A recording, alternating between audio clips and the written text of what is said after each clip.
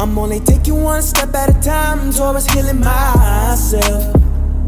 I had to get out, I found a way out. No more living in pain or misery. It's all about protecting my energy. Keep the negative away from me, because I am just keeping my peace. Cut off everything that no longer was serving me, and I chose to start loving myself.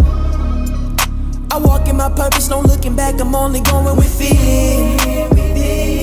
Be.O. standing there, a better version of me. I must say that I'm proud of me. It's not about how you feel, I'm living proof that God is real. So let me show you how to heal. Damn it, I'm wearing it well, cause I came a long way. My journey isn't yet complete, that's what it look like to heal. Damn it, I'm wearing it well, I'm proud of myself. It's nothing to it, you can do it, all you gotta do is just fight through it. Creative soul, creative soul, creative soul. Just fight through it. Creative soul, creative soul, creative soul, creative soul, yeah, yeah.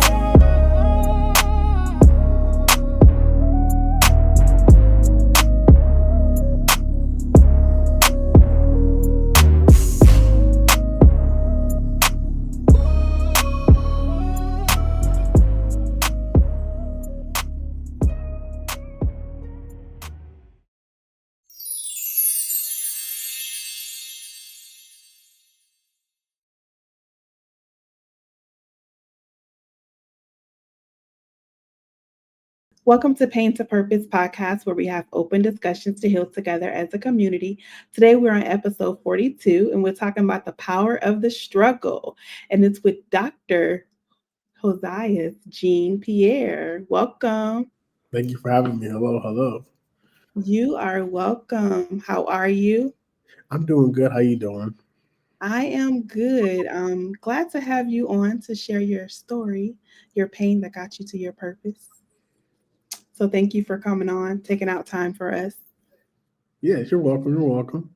Can you tell us a little bit about yourself? Yeah, I am Dr. Josiah Jean-Pierre. I received a doctorate degree in business philosophy with the focus on entrepreneurship. I am a 7 times author, 3 times recipient of the Presidential Lifetime Achievement Award. I'm an execution coach, and my mission and my goal is to go in the elevator to empower others so they can be equipped to elevate fully into whom God created them to be with no limits. You got a lot on your plate. Yeah. You're involved in a whole lot. So let's get into it.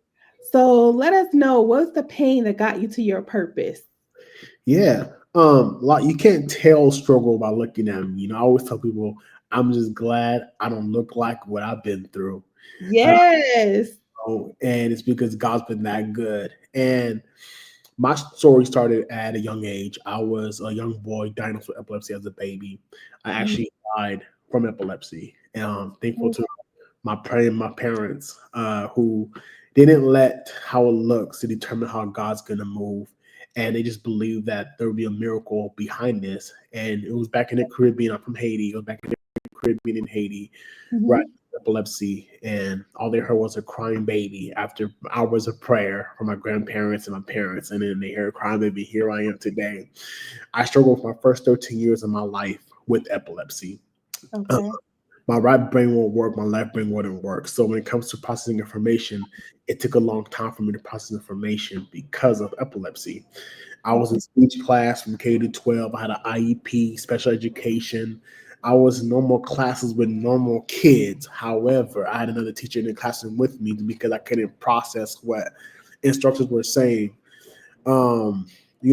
at a young age, I had a father wound. You know, I witnessed my father beat my mother for 14 years of my life, domestic violence. So you're talking about a man who's preaching God's word, beating his wife, and telling his boys, sons, don't ever call me dad. I am not your dad. Call me pastor. So my first 23 years of my life, I had an identity issue trying to figure out who is Josias.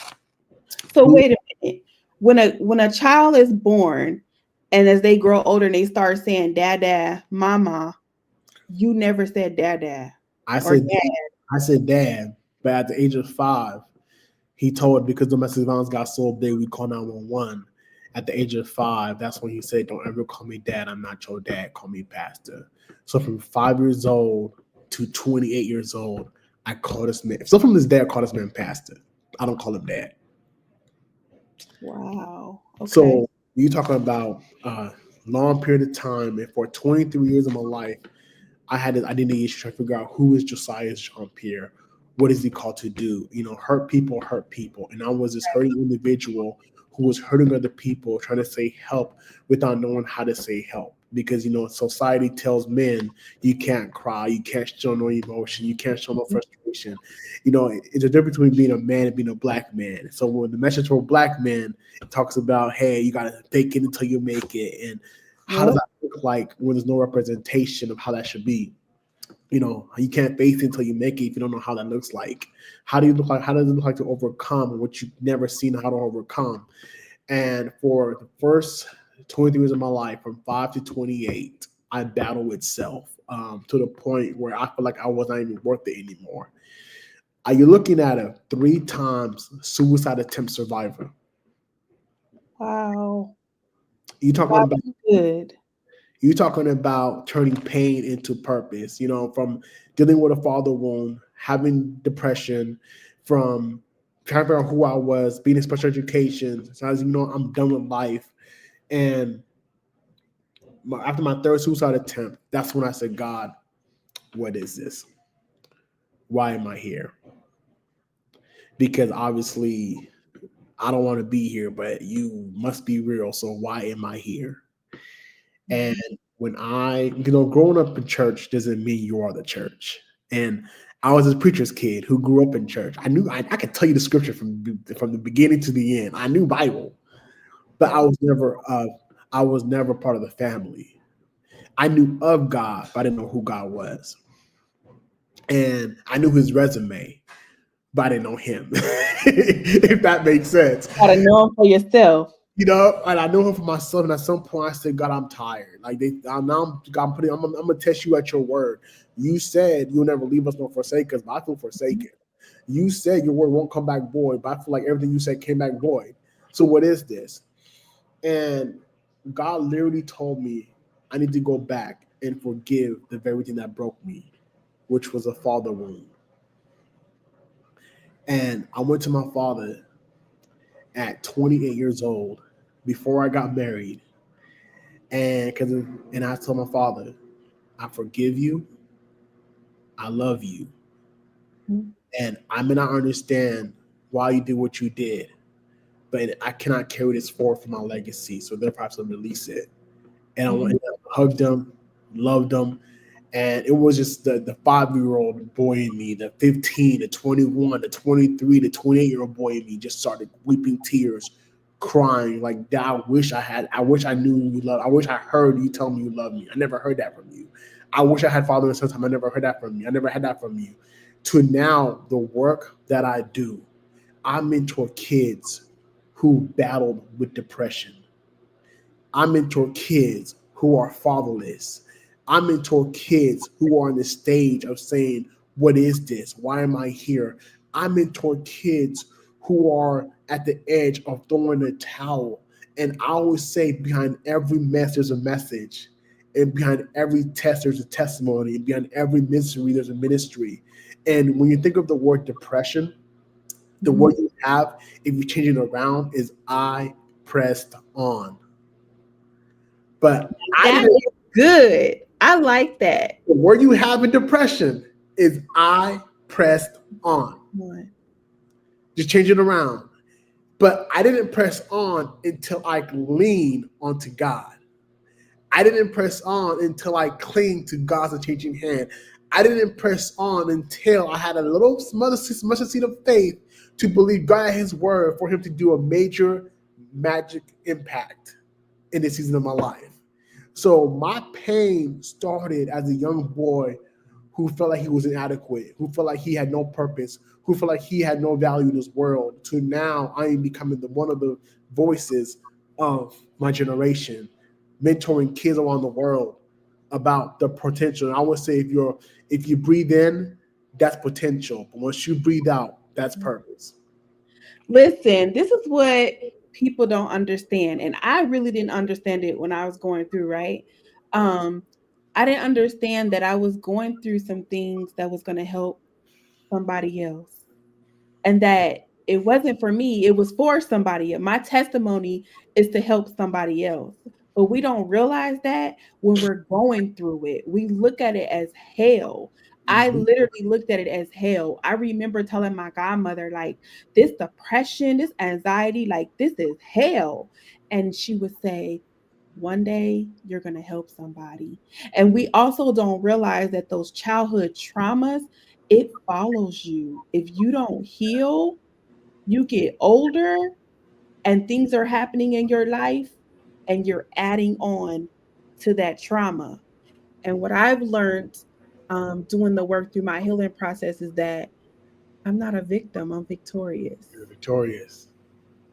And so I think it's amazing that you are out here helping our children because we need that. We need more men in the community helping our boys, helping our sons. We really do. And I pray that you continue to do what you're doing. Thank you. Thank you. You are welcome. So tell us about the program um, that you're into with being there for our teenagers.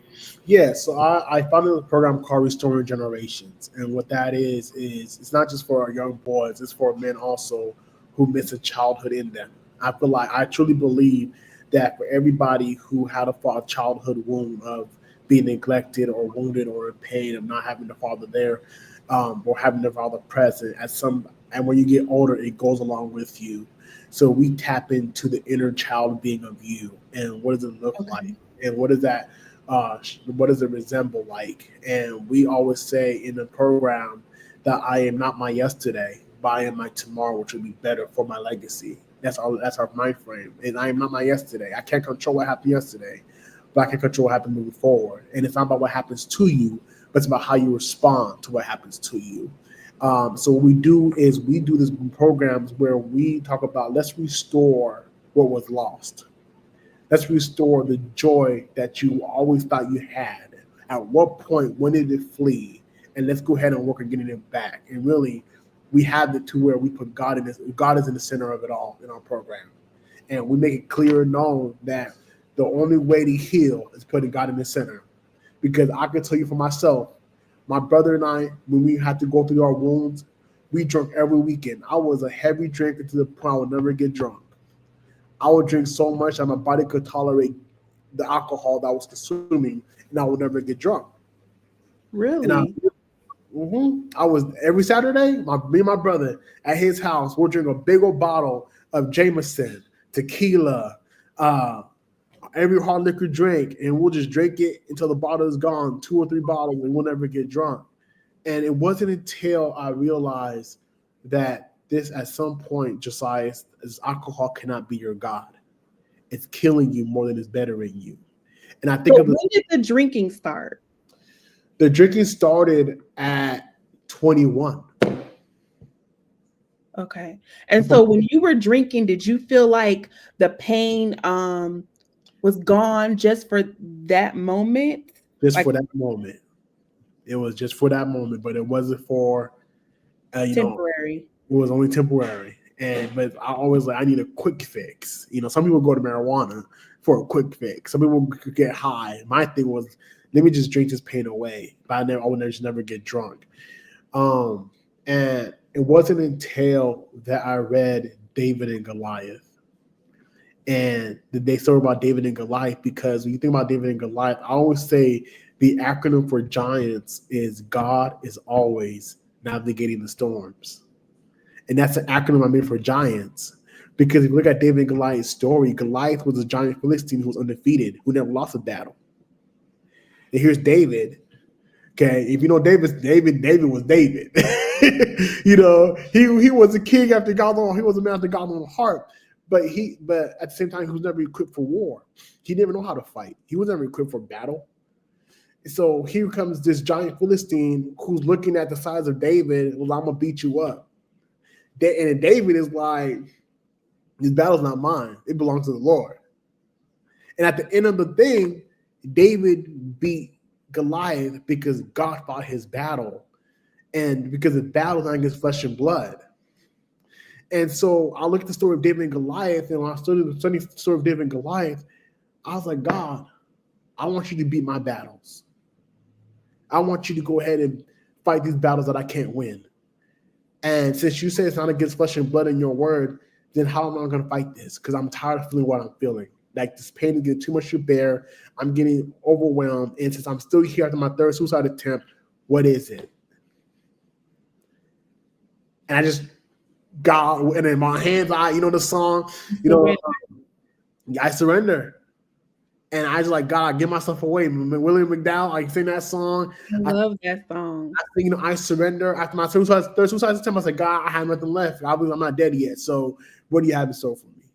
And literally, when you talk about God giving you a clean heart, I saw in my worshiping, in my season of just crying out to God, I saw a heart shifting from brokenness and wounded to being put back together whole. And that was the beginning of my joy.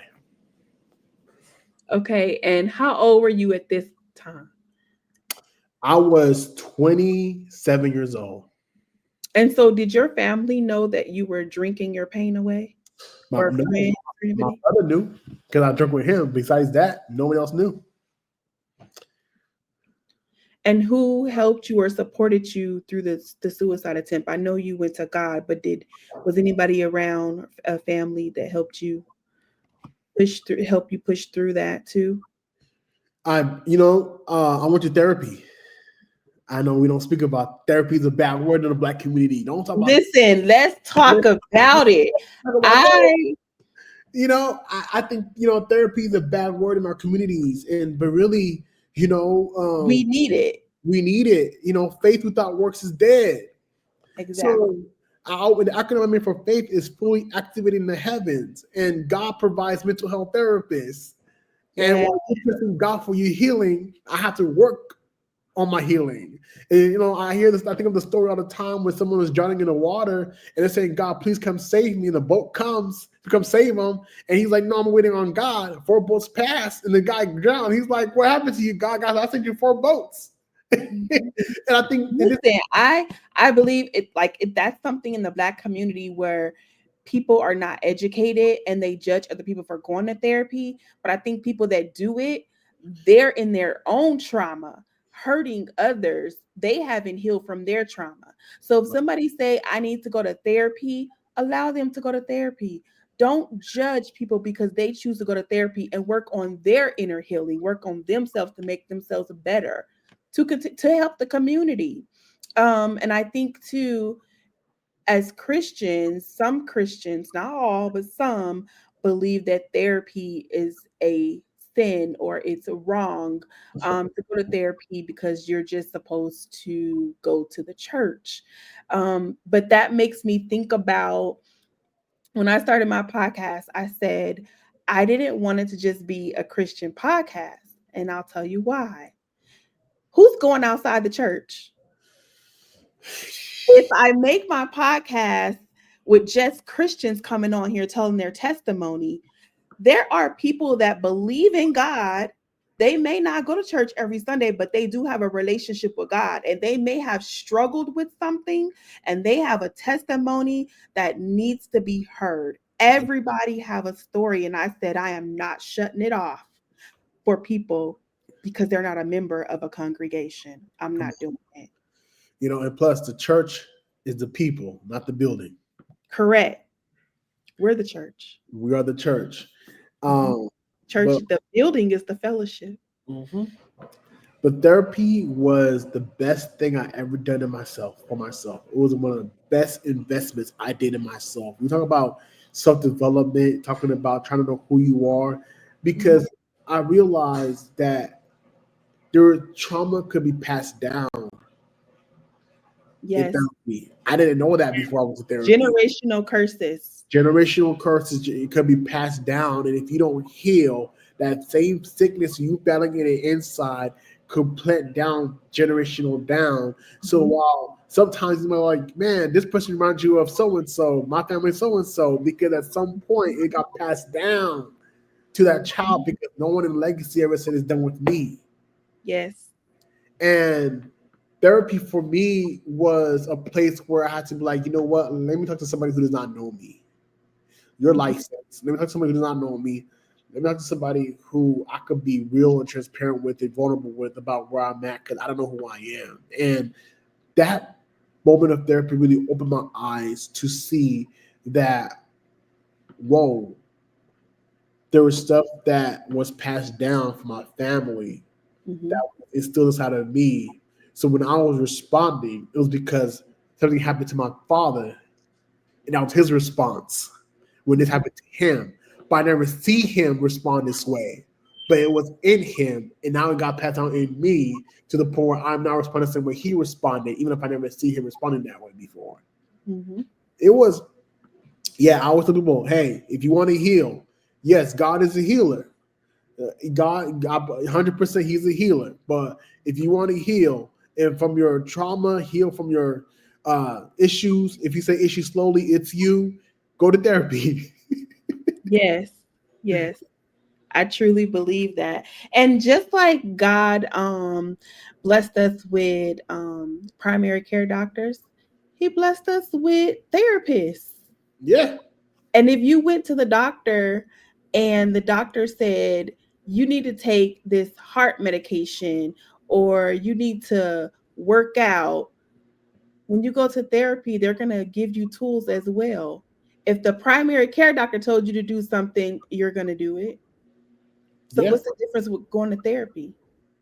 They're there to help you, not to hurt you. that's all true. So I am a firm believer that therapy is important, and I wish that we talked more about that and mental health in our community so that we could help other people because you don't know who life you're saving by talking about it. And a lot of people live in silence because they don't want to be judged. A lot of people live in silence because of the trauma that they've been through. They don't know if anybody's going to believe them. They don't know how to heal. They hear what happens in this house stays in this house, or what goes on in this house stays in this house. And what I say, when things happen in our homes, sometimes it's like you cleaning up your house, but you're sweeping around that rug. And every time something happens, you're just sweeping more dust. If you're not sweeping underneath that rug, more dust is piling up. You're just sweeping around it. We need to pull that rug up, get to the bottom of it. We need to clean under there, get to the root of the problem so that you can move forward and address the situations that's going on in the families and stop pretending like nothing is wrong and everybody get together at the picnics and eat barbecue and baked beans and pretend like stuff ain't happened when you know what happened 2 weeks ago. And then you want that person to heal, but you don't want them to talk about it to heal. Yeah, That don't make sense. How can they heal if you don't want them to talk about it? How can they heal if you don't want them to go to therapy? And then you judge them because they're dealing with certain things. They're dealing with trauma. Are you helping them to get through it? What tools are you giving them? And are you sitting in your trauma? So, that speaks for whew, itself. That that's speaks for itself. it. Well, we can get deep with that, but I ain't gonna go there. I ain't gonna go there. But I'm glad that you came on to talk about that. there are a lot of people that's dealing with suicide. And I know that your story will help a lot of young people and older people as well know that they can get through it and that it's going to be okay. And sometimes it's taken day by day, and sometimes it feels like minute by minute. But with God on your side, it's possible to get through it. Yeah, Faith, as small as a mustard seed. can move a mountain. Yes. So tell us about these books. Yes. So my first book is called The Power of Your Words. What that book is about, talk about how your words have life to speak life and death. And if you're not careful what you're speaking over your life, you'll find yourself reaping destruction instead of blessings. And it's very important to be careful with what you say about yourself because you are listening. So be careful what you say about yourself because you are listening. And I always say this: words are just prophecies for tomorrow. And the Bible talks about speak those things as if they are. So you gotta be very careful what you speak in the atmosphere because it can become alive if you Mhm. plant that same seed. That book was written after I was in a hospital when I had a battle of epilepsy 18 years ago. Was my last seizure episode at 13 years old. I was in a hospital, and the doctors told my parents if I ever want to become seizure free, he needs to have open head surgery. And his 13-year-old boy heard a loud voice, clear as day, as if you and I was talking, saying, "You are delivered." And I got up the hospital, went home by faith, believing the voice I heard was God's voice. And I took all my medications in the cabinet. I threw it all in the trash. And ever Mhm. since then, 18 years later, no seizure. So I talk about the power of your words and how that could play a role when it comes to you healing, your breakthrough, and you overcoming whatever it is that you want to overcome. My Wow. second book is called "What Is Your Why Behind the Drive? What Motivates You?" And it talks about really purpose-driven work, how to identify your purpose. A lot of times, your purpose could get manifested based on the struggles you go through. So you talk about the power of the struggle. A lot of times, ministry could be birthed out because of your struggles you endure, and a lot of times, the struggle will go ahead and have you have a passion that of things that you never really have a passion for. What is your why behind the drive talks about really what's this thing inside of you that says you got to do it no matter what. If you don't have a why that makes you cry, your why is not strong enough. And I talk about really how you're born on purpose, for a purpose. If you think about it this way, everything that God created, He spoke into existence. But when He came to mankind, He went to work with His hands because it took some time. He said we are beautifully, wonderfully made. So what is right behind the drive? We talked about understanding how God sees you and start tapping into how God sees you, not how the world sees you. Because if you start tapping into how God sees you and you download what He says about you, you will walk this world with confidence, with faith that you can do anything, no matter what. My third book is a poetry book called Our Cry for Justice. This book is in my Amazon #1 best-selling book right now on Amazon. It's a poetry book going back from Mother Teresa to Breonna Taylor. Because of 2020 events of injustice and police brutality going on in the world, I said, how can I relay a message to society, to people who don't understand the Black struggle, people who don't understand why Black and brown folks through all these decades and years are still marching, taking these streets of protest, fighting for justice. How can I relay a message to people who don't understand the why? And I wrote this book, Our Cry for Justice. It is a poetry book that I wrote that is very deep, a lot of visuals that you can hear the pain and sorrow. And that book hit Amazon #1 bestseller in seven different categories. Um, my fourth book is a collaboration book called Come Back from Betrayal. Talk about your betrayal story and how you heal from it, what you do now. My fifth book is, which is my biography book called My Hurt Taught Me, but My Pain Motivated Me. This book is about my life story of turning pain into purpose, turning message to messages, and how really God was in it. So I released everything about me in that book, from depression, committing suicide, a father wound, to uh, now what happens after the pain. So I talk about that in that book. My sixth book is called Faith While Waiting. How do you have faith while you're waiting on God to move? And how do you believe that God's going to move if you don't see Him moving right now? And I think a lot of times, a lot of us, we have this right, I want it right now. Like JG Wentworth calls 877 for cash now. Get your money, use it when you. It's not I like want it. I need it now. use it when you need it. Call J.G. Wentworth, But this the faith doesn't work like that, And so I talk about faith while waiting. How do you hold on to the faith when things around you looking super chaotic? How do you believe that God will come in and move again if it seems like things are happening around you, you need an answer right now? And it's another collaboration book of people all throughout the country sharing their story of faith while waiting, and why it's important to wait in the midst of having faith, because good things come to those who wait in the Lord.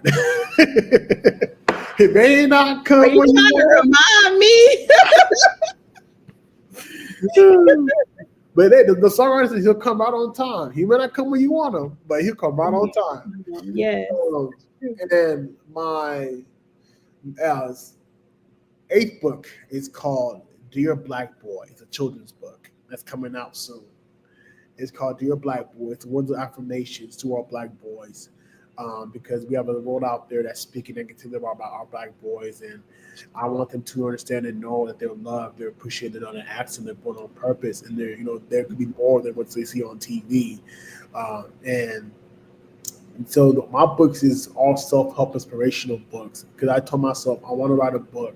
If I have to go back to the childhood self, what would I tell my childhood self? And that's why I write what I write, and my focus in my writing is to show my scars so people could heal. Show my scars because people see the glory, but they don't know the story. And I always tell people all the time, Yes. I just don't look like what I've been through because God's been that good. And because of that, I have a heart for souls, for youth, young adults, for my men, because I feel like it starts with the men. I I love my woman, I love the ladies, but I feel like really if we're called to be the head, but we can't be the head if we're broken. We can't be the head if we're not healed. We can't be the head and become the fullness of who God created us to be as a head if our head is not in stable place. Talk about mental. You talk about you look about Ephesians 6, talk about the armors of God, the helmet of salvation, and the breastplate of righteousness. How can we carry the armor of God if we're not even mentally steady to be the head of salvation? If that makes sense. Yeah. So, is there anything that you would like to leave with our audience? What I would want to leave with the audience is this. Understand, before a diamond can become bright, before it shines bright like a diamond, understand this. The diamond has to go through some cuts. It has to get shaped a certain way. It has to go process a certain way. People see a diamond, they're like, I want that. But you want to go through, we have to get through to shine so bright like a diamond. And I want to let you know in your struggle, in the struggle it might look ugly. I know you be pressed down, shaken together, running over. I understand all that. But in the midst of your struggle, in the midst of whatever you're facing, I want you to understand and know that there was a purpose that's going to be birthed out. It's not for you, but somebody down the road who needs to hear how you made it through. So no matter how dark it might look right now, just always know there's light at the end of the tunnel. Just hold on and hang on and have faith that this too shall pass. Amen. Amen. So I gotta ask you, Yeah. do you have a favorite scripture? You know, Philippians 4:13.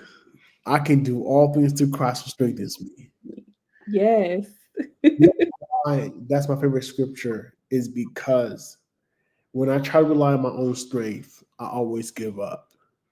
I always think of the impossible. Mhm. But when you rely on the strength of God, you always have to think about what you consider impossible. And if you look at the word impossible, if you break it down, it means I am possible. I'm possible. So don't ever attach the word impossible together because you're going to think it's impossible to do whatever. But you can do all things to Christ who gives you strength, which means you can also do the impossible or whatever you call impossible because nothing is too small or too big for God. If you put it at his feet and you put it at his feet and you trust that he will do it, if he did it before, he can always do it again. Yes. And I would love to have you to come back. I got you. I got I you. know you have a whole lot of word inside of you. Oh, that you do. That A whole lot. So we definitely have to have you come back. I'm you do. sure our audience would agree. Thank you again for coming on. Continue to share your story so you can continue to help God's children, God's people. We really appreciate it.